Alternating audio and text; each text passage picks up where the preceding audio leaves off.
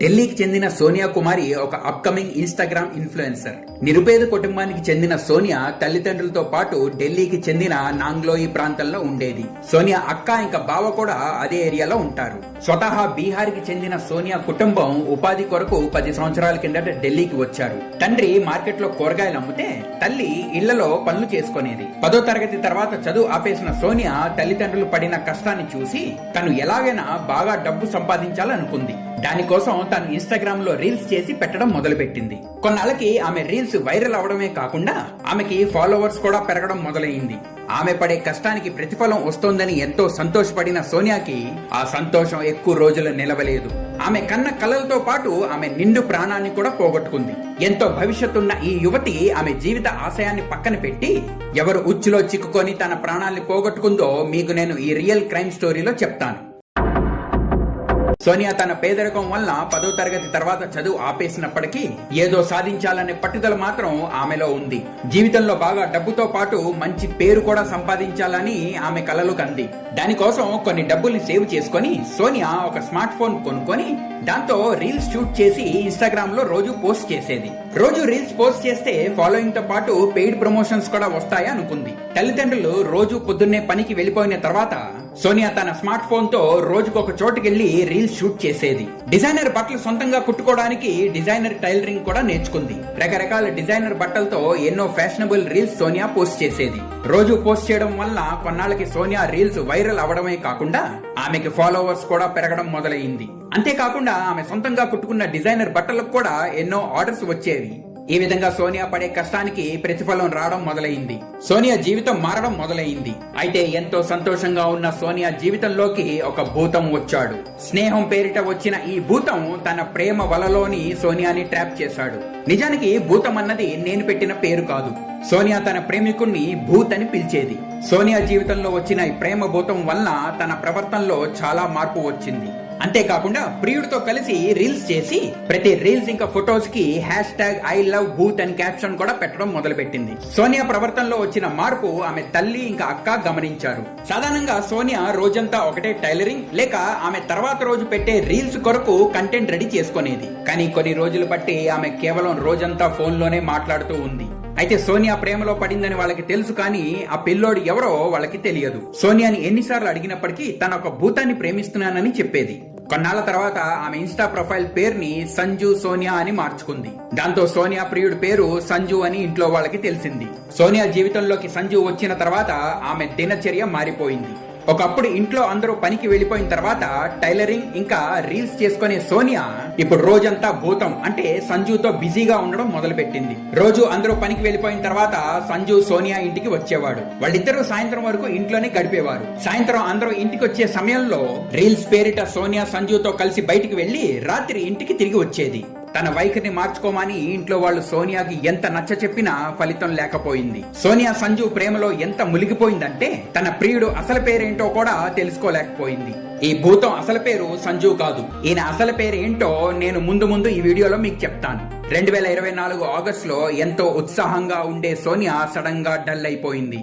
Reels చేయడం ఆపేసింది. రోజంతా ఇంట్లోనే పడుకొని ఉండేది. ఇలా ఎప్పుడూ లేని సోనియా పరిస్థితి చూసిన ఆమె తల్లి ఇంకా అక్క ఆందోళన చెంది ఆమెను హాస్పిటల్ కి తీసుకొని వెళ్లారు. డాక్టర్ సోనియాని చెక్ చేసి ఆమె 5 నెలల గర్భవతి అని చెప్పారు. కేవలం 19 సంవత్సరాలు ఉన్న పెళ్లి కాని సోనియా 5 నెలల గర్భవతి అని తెలుసుకున్న కుటుంబ సభ్యులు తీవ్రమైన షాక్ కి గురయ్యారు.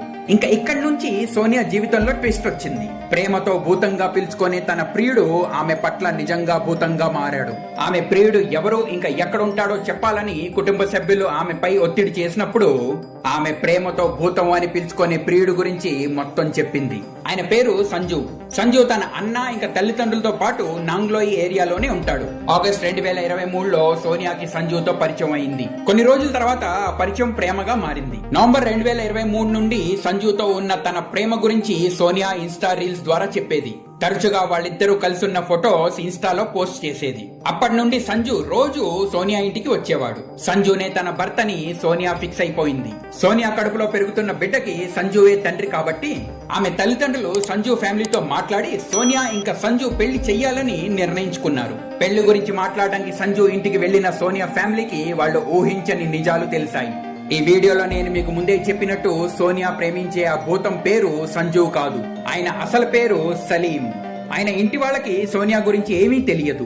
అంతేకాకుండా సంజు ఎలియాస్ సలీం ని ఇంట్లోంచి వెళ్లగొట్టామని ఆయన పేరెంట్స్ సోనియా పేరెంట్స్ కి చెప్పారు. ఇవన్నీ తెలుసుకున్న సోనియా ఫ్యామిలీ నిరాశతో తిరిగి వచ్చి సోనియాకి జరిగిందంతా చెప్పారు. అయితే సోనియాకి అప్పటికే సంజు ఇల్లు వదిలిపెట్టాడన్న విషయం తెలుసు. ఆయన పేరు సంజు కాదు సలీం అని ఆమె తల్లిదండ్రులు చెప్పిన మాట సోనియా నమ్మలేదు. తనని పెళ్లి చేసుకోవడానికి సంజు ఇల్లు వదిలిపెట్టాడని సోనియా భావించి ఆమె కూడా ఇల్లు వదిలిపెట్టి సంజుని పెళ్లి చేసుకోవాలనుకుంది. అయితే సంజు ఎలియాస్ సలీం తనని మోసం చేస్తున్నాడన్న విషయం సోనియా ఇంకా గ్రహించలేకపోయింది. 2024 అక్టోబర్ 21 తారీఖు ఇంట్లో ఎవరూ లేని సమయంలో సోనియా తన బట్టలు ఇంకా ఇతర సామాన్లు తీసుకొని ఇల్లు వదిలి వెళ్లిపోయింది.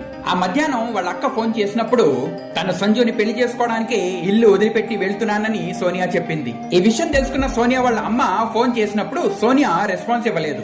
సోనియా పేరెంట్స్ అక్క బావతో పాటు తక్కిన చుట్టాలు ఎన్నిసార్లు ఫోన్ చేసినప్పటికీ సోనియా ఎటువంటి రెస్పాన్స్ ఇవ్వలేదు. ఆ తర్వాత సోనియా తన ఫోన్ ని స్విచ్ ఆఫ్ చేసింది. సోనియా ఫ్యామిలీ వాళ్ళు సంజు ఎలియాస్ సలీం ఇంటికి వెళ్ళినప్పుడు ఆయన ఎక్కడున్నాడో వాళ్ళకి తెలియదని, ఇంకా వాళ్ళ కొడుకుతో వాళ్ళకి ఎటువంటి సంబంధం లేదని సలీం పేరెంట్స్ సోనియా పేరెంట్స్ కి చెప్పారు. ఇంకా ఏం చేయాలో తెలియక సోనియా ఫ్యామిలీ వాళ్ళు పోలీస్ వద్దకి వెళ్లారు. అయితే సోనియా వయసులో మేజర్, ఇంకా ఆమె ఇష్ట ప్రకారం పెళ్లి చేసుకోవడానికి వెళ్ళింది కాబట్టి ఈ విషయంలో వాళ్ళు ఏమీ చేయలేరని పోలీసులు చెప్పారు. రాత్రి వరకు సోనియాని రీచ్ అవ్వడానికి ఆమె ఫ్యామిలీ ట్రై చేస్తూనే ఉంది. రాత్రి 11 గంటల ప్రాంతంలో సోనియా ఫోన్ స్విచ్ ఆన్ అయినట్టు ఆమె బావ మనీష్ కి SMS అలర్ట్ వచ్చింది. ఆయన వెంటనే ఆమెకు ఫోన్ చేసినప్పుడు సలీం కాల్ ని ఆన్సర్ చేసి, నేను సోనియా పెళ్లి చేసుకుంటున్నామని, సోనియాకి మీతో మాట్లాడాలని లేదు కాబట్టి ఇంకా ఎప్పుడు ఆమెకి ఫోన్ చెయ్యొద్దని, ఇంకా సోనియాకి మీతో మాట్లాడాలని అనిపించినప్పుడే ఆమె మీకు ఫోన్ చేసి మాట్లాడుతుందని చెప్పి సలీం కాల్ కట్ చేశాడు. ఆ కాల్ ని మనీష్ రికార్డ్ చేశాడు. అయితే మనీష్ తో సలీం కాల్ మాట్లాడుతున్నప్పుడు సలీం వెనుక నుండి ఒక వ్యక్తి గొయ్యి ఇంకా లోతుగా తవ్వు అని మాట్లాడిన మాట మనీష్ విన్నాడు. సోనియాతో వాళ్ళ ఫ్యామిలీ ఎంత మాట్లాడడానికి ప్రయత్నించినప్పటికీ అది సాధ్యపడలేదు. సోనియా కాల్ చేస్తుందేమో అని వాళ్ళంతా వెయిట్ చేశారు. ఆ విధంగా అక్టోబర్ 22 తారీఖు కూడా గడిచిపోయింది. మనీష్ ఇంకా సలీం మధ్యలో జరిగిన ఫోన్ సంభాషణ మనీష్ మళ్లీ విన్నాడు. సలీం మాట్లాడుతూ ఉండగా వెనుక నుండి ఒక వ్యక్తి గొయ్యి ఇంకా లోతుగా తవ్వు అని మాట్లాడిన మాట మనీష్ మళ్లీ విన్నాడు. ఎంత ప్రయత్నించినప్పటికీ సోనియా ఆచూకీ వాళ్ళకి దొరకలేదు కాబట్టి వాళ్ళు చేసేది ఇంకా ఏమీ లేక అక్టోబర్ 23 తారీఖుని మళ్లీ నాంగ్లోయి పోలీస్ స్టేషన్ కి వెళ్లి మనీష్ ఇంకా సలీం మధ్యలో జరిగిన కాల్ సంభాషణ పోలీసులకి వినిపించారు. ఆ కాల్ రికార్డింగ్ విన్న తర్వాత పోలీసులు కేసు రిజిస్టర్ చేసుకుని సోనియాని వెతకడం మొదలు పెట్టారు. మొదట ఆమె ఫోన్ లాస్ట్ లొకేషన్ ని ట్రాక్ చేశారు. దాంతో పాటు సలీం ఫోన్ నెంబర్ ని కూడా పోలీసులు ట్రాకింగ్ లో పెట్టారు. అక్టోబర్ 25 తారీఖుని పోలీసులు సంజు ఎలియాస్ సలీం ని అరెస్ట్ చేశారు. అందరి నేరస్తుల్లాగే మొదట్లో సలీం కూడా తనకి ఏమీ తెలియదని చెప్పాడు. కానీ పోలీసులు వాళ్ళ స్టైల్లో అడిగినప్పుడు సలీం నిజాన్ని కక్కాడు. గర్భవతైన సోనియా తనని పెళ్లి చేసుకోమని సలీం ని ఒత్తిడి చేసింది. గర్భాన్ని తీయించుకోమని సలీం ఎన్నిసార్లు చెప్పినా సోనియా వినలేదు. ఇంకా సోనియాని హతమార్చి ఆమెని వదిలించుకోవాలని సలీం నిర్ణయించుకున్నాడు. దానికోసం ప్లాన్ చేసి అక్టోబర్ 21 తారీఖుని సలీం ఒక కార్ ని అద్దెకి తీసుకొని సోనియా ఇంటికెళ్లి ఆమెను పెళ్లి చేసుకుంటానని ఆమెని ఆయనతో పాటు తీసుకొని వెళ్లాడు. దారి మధ్యలో సలీం ఫ్రెండ్స్ అయిన పంకజ్ ఇంకా రోహిత్ ని కారులోకి ఎక్కించుకున్నాడు. రోజంతా వాళ్ళ కారులో తిరుగుతూ సాయంత్రానికి రోహ్తక్ అనే చోటుకి చేరుకున్నారు. హర్యానాకి చెందిన రోహ్తక్ ఢిల్లీ నుండి 80 కిలోమీటర్ల దూరం. ఆ సాయంత్రం సలీం ఇంకా ఆయన స్నేహితులు కలిసి కారులోనే మందు పార్టీ చేసుకున్నారు. వద్దంటున్న బలవంతంగా సోనియా కూడా ఆ ముగ్గురు కలిసి మందు తాగించారు. ఆ తర్వాత మత్తులో ఉన్న 7 నెలల గర్భవతి అయిన సోనియాని ఆ ముగ్గురు కలిసి పీక నొక్కి చంపేశారు. సోనియాని పాతి పెట్టడానికి రోహ్తక్ అడవిలో 4 అడుగుల గొయ్య తవ్వి అందులో ఆమెని పాతి పెట్టారు. ఆ సమయంలోనే సలీం సోనియా బావైన మనీష్ తో మాట్లాడుతూ ఉన్నాడు. ఆ తర్వాత ఆ ముగ్గురు ఢిల్లీకి తిరిగి వెళ్లిపోయారు. ఆ విధంగా ఎంతో భవిష్యత్తున్న సోనియా ఒక దుర్మార్గుణ్ణి ప్రేమించి ఆమె కన్న కళ్ళలతో పాటు నిండు ప్రాణాన్ని కూడా పోగొట్టుకుంది. సోనియా మృతదేహాన్ని పాతిపెట్టిన చోటు నుండి పోలీసులు బయటికి తీసి పోస్ట్ మార్టం కి పంపించారు.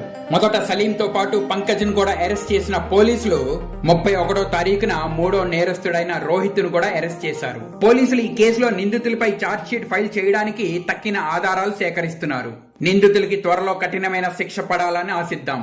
మరొక రియల్ క్రైమ్ స్టోరీ వీడియోతో మేము ముందుకు వస్తాను. అంతవరకు సెలవు. జై హింద్, జై భారత్.